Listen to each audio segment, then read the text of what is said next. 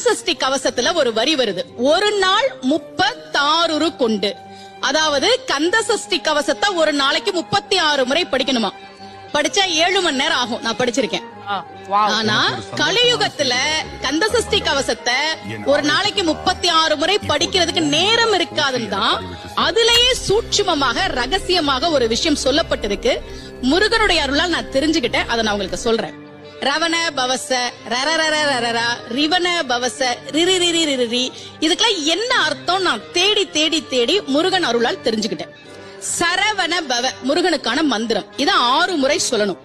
இப்ப சாவ தூக்கி பின்னாடி போட்டீங்கன்னா ரவண பவச, அத 6 முறை சொல்லணும். இப்ப ராவ தூக்கி பின்னாடி போட்டா வனப வசர, வாவ தூக்கி பின்னாடி போட்டா நபவ சரவ, இப்ப நாவ தூக்கி பின்னாடி போட்டா பவ சரவண, பாவ தூக்கி பின்னாடி போட்டா வசர வனப.